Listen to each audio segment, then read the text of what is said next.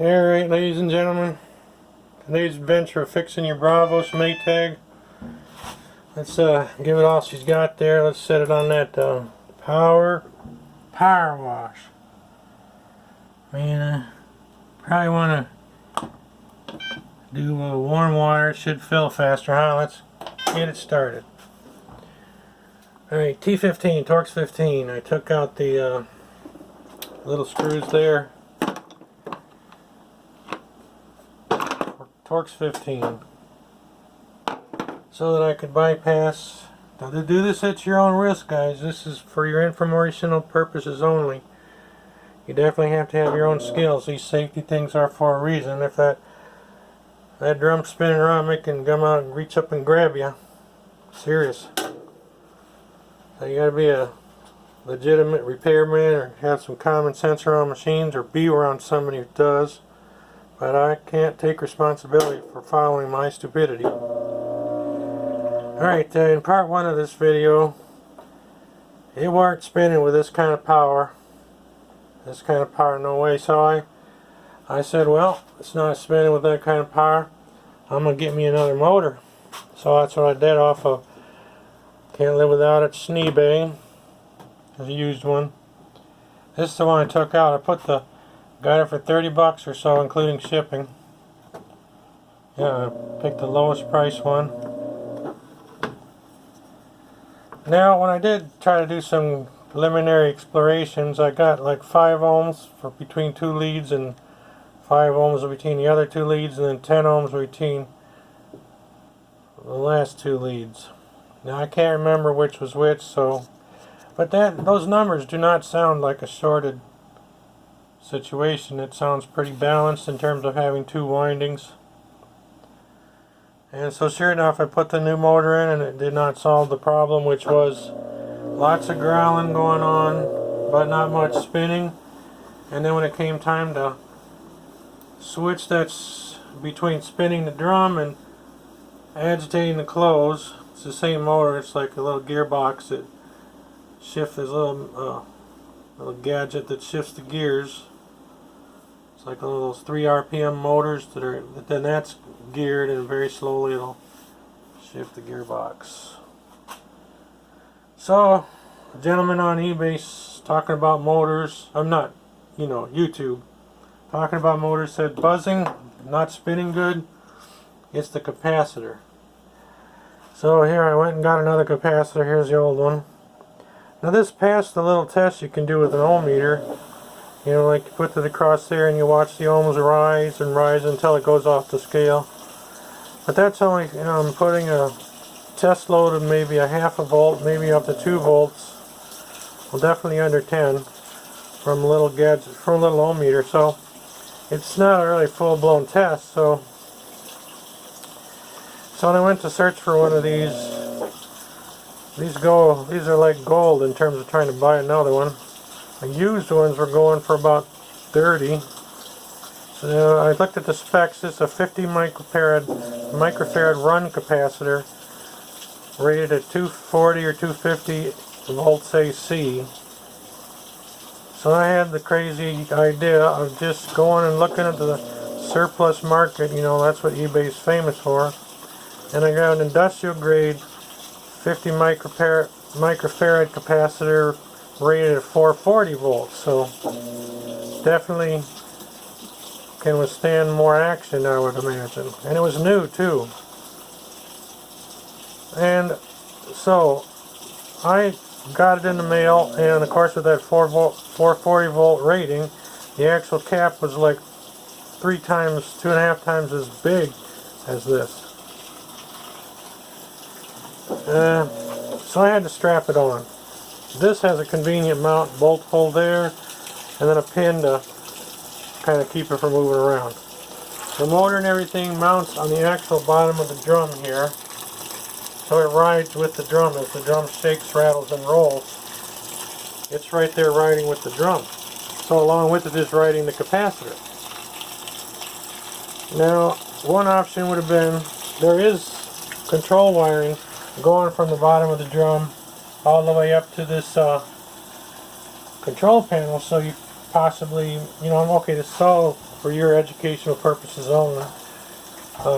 There's a lot of dangers involved that I cannot prevent you from getting into. So educational purposes only, gentlemen, and you pretty much should have somebody with you that knows how to handle these kind of things, or have the common sense to do stuff like if you bypass your hood switch, the lid switch, by taking out those two screws and moving the gadget down here. Well, that exposes you to the dangers of sticking your finger, or, you know, doing something stupid down in there, and getting your hands tangled up in the clothes as it's spinning at a high rate of speed. Obviously, stupid things, I know you're not going to do them, so why mention it? Alright, so what we're doing here is seeing if this thing actually fixes it. This will be my first time actually running it. And the one plus is it seemed to give a lot of oomph to spinning that drum. Whereas before I would do the same, a whole lot of growling. Whoa, look at that. We have a fixed, this baby's fixed because previously, this thing in the middle would like get stuck and couldn't get off from its starting position. Now it has no trouble at all doing its agitations. Now we must say that this high efficiency water does definitely give you just a wee bit of water there. Look at that. Well, I spoke too soon. Looks like we're gonna get another dose here. Yeah, we're trying to save the world here. Less water. Now, an interesting observation is when the original capacitor was in there and the motor was basically struggling because a whole lot of amps were being sent in there and not much spinning was going on, the control panel must have interpreted that as, oh, we got a boatload of clothes in there, and the fill line was at least approximately 2 or 3 times higher from the bottom of that drum than it is now. So one thing affects another. Yeah, so the original symptoms were that little agitator was having trouble getting off of its start position. Here it has no trouble at all changing direction and rotating with lots of power. So my recommendation to you guys, if you come across a broken Bravos, check that, buy another capacitor, and I would recommend not buying the original one. However, if you don't buy the original one, you're going to have to do some MacGyvering, either gluing this in place with like polyurethane super sticky glue, along with strapping it with twine, possibly even drilling some holes where you can attach the twine. And watch out for metal shavings. We're going to drill it so the gravity will drop the metal shavings not into the gears of this thing. Well, all I can say is, if you do power up the capacity like what I did with 50 microfarads and 440 volts AC, you're most likely going to have a mounting additional quirk. Possibly you could actually leave this capacitor, you know, unscrew it temporarily, then put some zip ties and or straps, and then tighten this back down, so you're actually using the old capacitor as a means to mount the new one on nearby, you know, touch, you know, either here or here, whatever going to work. Make sure you're not, well, you know, use your common sense, because you're in no man's land there. I was able to do it, but I'm not going to show you how, because I already put the thing back together and turned it up. Too lazy. I don't know if I probably mentioned this at the beginning of the video, but yeah, another option is to run the wires up along the wiring harness, taping, using electro tape those 2 wires, and then mounting the capacitor either underneath this thing or somewhere inside. Yeah, because however they're handling the shakes, rattles, and rolls of the wiring harness going down to the bottom of that drum. So then you can, have the capacitor any shape and size you want, and you're mounting it in some free spot, not on the actual lower part of the drum. Now, to get this top off, I saw another video of getting this top off. I forgot the keywords how to get to it.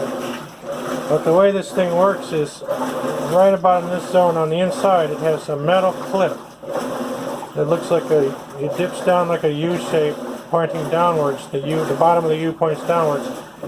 And the way you get it out is I had to reach in there with a pair of pliers, of course not when it's not running, and from underneath you would pinch that thing so that this tip would rise up, and do it to the other side, rise up, and then the back is plastic clips that just hook into a slot. Then you lower this down and bang, clip it into place. So putting it back is really easy, or assembling it at the factory, you just clip it down. So there's a nice Tygon grade hose that is used to sense water level. And I at first thought there was a defect in that because the water level was so high, but again, that was the computer, this little brain saying, oh, I powered that motor up a whole lot of amps, but nothing much happened, so that must have meant we had a whole lot of clothes to wash. Alright, ta-ta for now, and best wishes on your Maytag Bravos repair. And I would say, once you get these suckers fixed, they're not a bad washer at all. You don't need to avoid the Bravos. I mean, sure, if you go to the Samsung side loader, this has less of a job to do. It just sits there and slowly churns the clothes back and forth. You don't have to do anything fancy like this fella. You don't have to have an agitator.